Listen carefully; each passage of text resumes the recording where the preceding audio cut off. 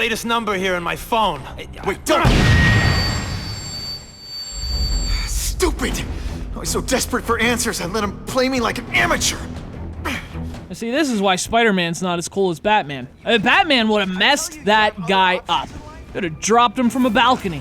Fall wouldn't kill him from that height, but that's what Batman would be counting on.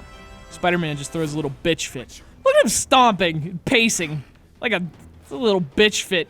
And he spells his name with a hyphen, which is completely unnecessary. When are people gonna learn it's Spider-Man? The hyphen is important. You see, and this is why Spider-Man's not as cool as Batman. It's the Amazing Spider-Man 2. The guy who killed Uncle Ben is gone. You'd think that would bring me some peace. But I don't feel peaceful. Not even close. So, we're veering dangerously close to How to Train Your Dragon 2 territory. Which is to say, this is the third version of this goddamn game I've had to review. First the PlayStation 3, then the Xbox 360, now the Wii U. Unfortunately, it's a much better game than How to Train Your Dragon 2. But is that even something to celebrate? I mean, that's like the guy who dances in the end zone when his team's down by 40. Dude, your team's down by 40.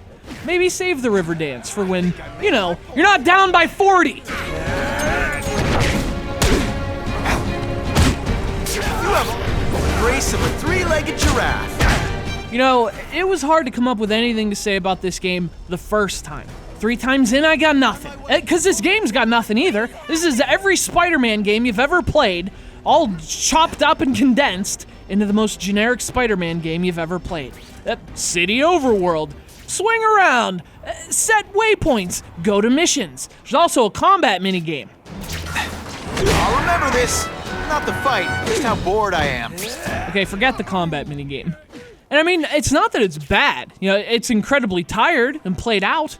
But if all you want is another Spider-Man game, hey, this is another Spider-Man game. The city's huge. It's fun to swing around and run up the skyscrapers, at least for a little while. Once the novelty wears off, and after 10 years of doing it, the novelty's wearing off, all you're left with is, well, another Spider-Man game. Another beat-em-up trying really hard to be the Batman games, only Spider-Man's not as... Well, look, we've been through this. So how's it play? Well, it's like cold meatloaf. You can eat it, it's not gonna hurt you, but like I don't know, it's cold meatloaf. How good can it be? Fighting's all about mashing buttons until you have to counter, and then stringing together combos. Swinging's all about swinging. It's supposedly been improved this time. You can use both hands, but I don't know, it's cold meatloaf. I mean, the city's pretty much empty, which is another reason the swinging loses its luster. Like, jungle gyms are great and they're fun, but not when you're alone. You still need something to do.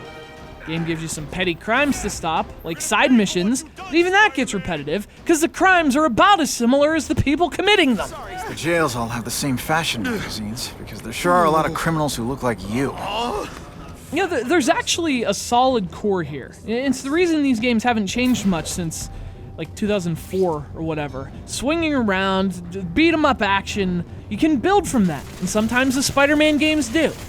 Sometimes they don't. They just leave it at that. That's what this one does. There's not really much thought in terms of its design, you know? And it's not especially well made either. I mean, I mentioned this before, but I remember liking the original game. But it feels like this sequel just isn't as polished, though. Like, there are things like glitches and bad AI and interactive dialogue that doesn't go anywhere or affect anything. And the presentation's kind of mixed, too. I mean, there are times when it's pretty, but in general, there are more times when it's not very pretty. There's terrible texture pop-in, and the sound is basically forgettable. But you know, the weird thing about video games is that no matter how bad or generic or forgettable they are, there's always someone who loves them. And I mean, if you're a huge Spider-Man fan who just wants an okay Spider-Man game, like, that's what this is, and you'll probably have a good time with it, and that's awesome. But, I mean, I can't pretend that it's anything more than just, oh, another okay Spider-Man game. And even that might be a stretch. Like, on the Wii U, you at least have the gamepad for the map and for off-screen play. But aside from that, it's the same. No different from the other versions. Or other Spider-Man games. Boy, it's time to change it up, Pete. It's the Amazing Spider-Man 2.